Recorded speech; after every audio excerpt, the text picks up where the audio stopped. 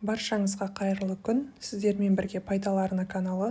Бүгін сіздермен жаңа салық кабинетінде қалай ИП-ны жабу керек, сол туралы мәлімет көрсететін боламын. Міндетті түрде каналға жазылып, лайк басып, комментарий қалдыруды ұмытпаңыздар, достар. Ең алдымен салық кабинетіне өзіміздің ECP-мыз арқылы кіреміз. Жоғарғы жақта подать документ деп басамыз.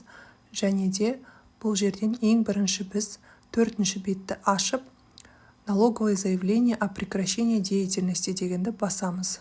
Бұл не үшін керек?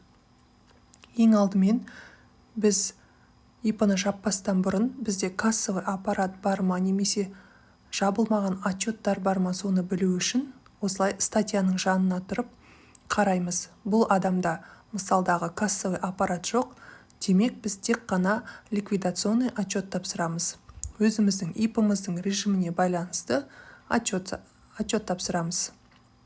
Мысалға 910 отчет упрощенная декларация явный бірінші полугодия тапсырылған, сондықтан 2025 жылдың екінші полугодиясына жабылып жатқандықтан бұл ИП үшін мен 2025-ке екінші жарты жылдыққа ликвидационный отчет тапсырамын. Бұл ИП бойынша ешқандай қозғалыс, ештеңе болмағандықтан менің отчетым нулевой болады, яғни ішінде ешқандай дерек болмайды. Осы жерден отчеттың түрін таңдаймыз. Не ведет бухгалтерский учет, және де резидент РК дегенді таңдаймыз. Егер ешқандай приложение толтырылмайтын болса, бұл жерде ештеңе толтырмаймыз. Далее деген кнопканы басамыз. Және де ашылған беттен өзіңізге керектерді толтырасыз. Егер де сізде ешқандай оборот, ешқандай қозғалыс болмаса, бұл жерден де далее деп өтіп кетесіз. Келесі беттерде дәл солай. Міндетті түрде бұл жерде медициналық сақтандырудың суммасы шығып тұр автоматты түрде. Одан кейін далее деп басқаннан кейін код УГТ толтырасыз. Яғни сіз оны профильден қарайсыз. По месту жительства және по месту нахождения екі код толтырасыз. Және де галочканы қойып сформировать деген кнопканы басамыз. Осы жерден біздің отчетымыз шығады. Ары қарай өзіміздің ECP-мыз арқылы қол қойып жібереміз. Бұл отчет бізде бірден лицевойға отырмайды.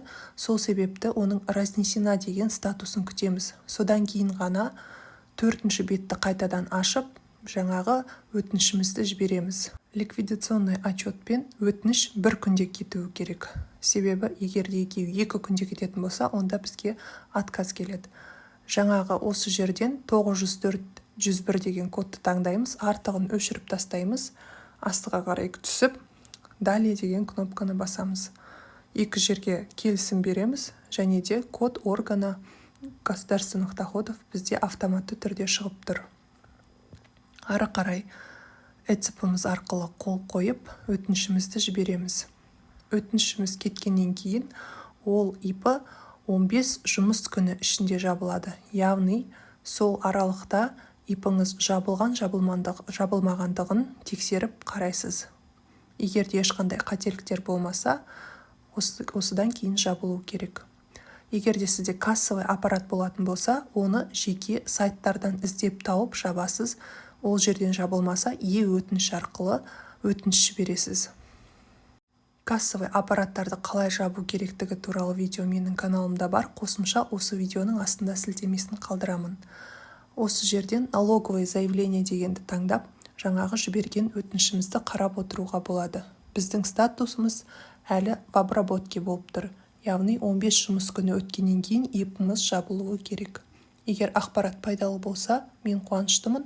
Арнаға тіркеліп, лайк басып, комментарий қалдыруды ұмытпаңыздар, достар. Назарларыңызға көп рахмет.